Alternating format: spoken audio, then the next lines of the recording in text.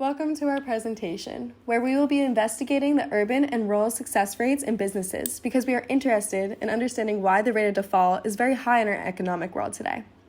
We are investigating the Small Business Administration, also known as SBA, that was known to be founded in 1953. They assist small businesses in obtaining loans. SBA tries to help small businesses by guaranteeing bank loans because this guarantee reduces the risk to banks and encourages them to lend to small businesses. However, if the loan defaults, the SBA covers the amount while the bank suffers a loss for the remaining balance. In this Tableau visualization storyboard, we look at the evaluation of success and the effect on loans when a bank is located in rural versus urban areas. The first sheet is our default analysis, and it is a valuable analysis in the storyboard because if the loan defaults, the SBA will only cover the amount guaranteed, and the bank continues to suffer. These three charts show the jobs created versus the jobs retained when applying the filter of urban and rural areas. It is important for small businesses to be aware if they are unique enough to thrive in a metropolitan area. When looking at the rural versus urban graph, it is showing a map of California. In the graph, we can see the areas of where the data is being taken. The first variable in this graph is urban-rural, which is shown by the colors teal and dark blue. Teal symbolizes 1, which is urban, and dark blue, which symbolizes 2, which is rural. The second variable is zip.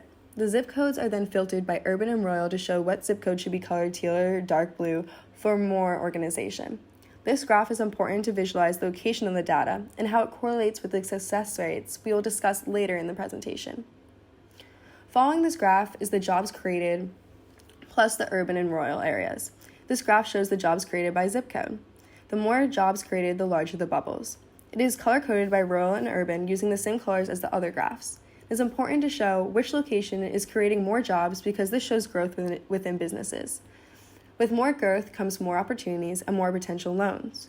However, just because a company is creating jobs and growing successfully, it doesn't mean they're keeping their new employees around. Next, when looking at the jobs created by zip, this graph simply allows the user to see the exact amount of jobs created within these bubbles. As always, teal is urban and dark blue is rural. In this data, it is easier to see which type is creating more jobs. Many of the rural cities have higher jobs created than urban, but urban cities have higher consistencies for jobs created, probably due to the influx of people in the area.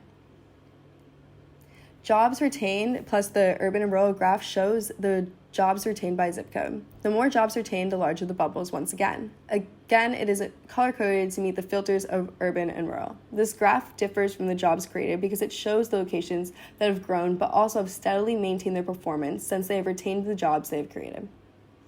This makes it more appealing to banks to loan out money to the more successful companies. This dashboard shows if banks are located in a rural or urban area and the amount of real estate used as collateral with loans. For the lower graphs, a filter was used to show the differences between which banks are more located in rural or urban areas. As you can see, Bank of America, for example, has more banks and real estate in urban areas, and JP Morgan has more banks in rural areas. It is a common theme that the largest banks on the graphs are well known, showing how when giving out loans, it is a better idea to give them to previously existing and successful banks rather than small banks.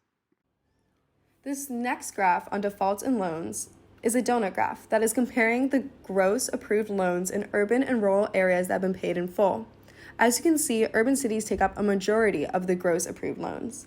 Urban cities are more affluent in the state, so they are expected to get more loans, which means they will have more loans to pay for or pay in full. Shown on the graph, charge-off and defaults by urban and rural city, urban cities are also getting more defaults, meaning more loans. Compared to urban cities, rural areas seem more likely to pay in full while only having a small percentage of defaults.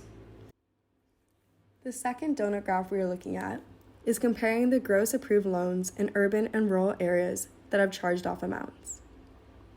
Again, urban cities are more affluent, but compared to the amount of charged off in rural cities, urban cities have more debt. When looking at the graph, charge-off and defaults by urban/rural city, you can see that the charge-off or amount of debt to be uncollected is exponentially more than these rural areas. Compared to the mass quantity of charged-off amounts that urban cities have shown, rural areas have uncollected debt under control. In addition, we can clearly see that North Carolina and California branches have the most defaults. It is important for banks to fully invest in companies that they wish to back up. The smaller businesses will be given more opportunities and have a higher success rate if banks give out larger loans so they can have a better start up to their business. The businesses can't prove themselves if they are lacking sufficient funding from the beginning. So the lower the SBA deviation, the less defaults there will be. The last graph on the sheet simply shows the number of retained jobs by zip. It is color-coded as usual. Compared to jobs created, the amount of retained jobs in urban cities seems to be higher than rural. However, a few rural zip codes have a high amount of retained jobs. Once these jobs are given to these rural employees, it seems they are more likely to keep these jobs instead of moving to an urban city in search of other opportunities. This last graph shows the count of disbursement date versus the real estate on a butterfly graph. This graph is important to show which states have the most real estate backing their loans. It provides a nice visualization, providing an idea of which states are giving out more loans and are backing them with real estate and which are not. California, for example, has clearly been able to give out the most amount of loans, and the banks have been able to back them with real estate, leading them to most likely be more successful. States such as Rhode Island, for example, do not have much to show and don't really give out loans. North Carolina is interesting because they give out a good amount of loans, but they are not backed by loans as much as real estate, which could lead to the loans defaulting more. Overall, from our analysis, we were able to conclude a few key things to look for when giving out a loan to companies. First, they should be backed by real estate. There is a trend that fewer banks default when they are backed by real estate. If they have a high employee count, this is also a good sign that they will perform well. The company should be located in more rural zip codes, but most importantly, a high grossing zip code. Lastly, the company should have been around for a decent amount of time. The most successful companies within our study have been very well-known banks, such as Bank of America and JP Morgan.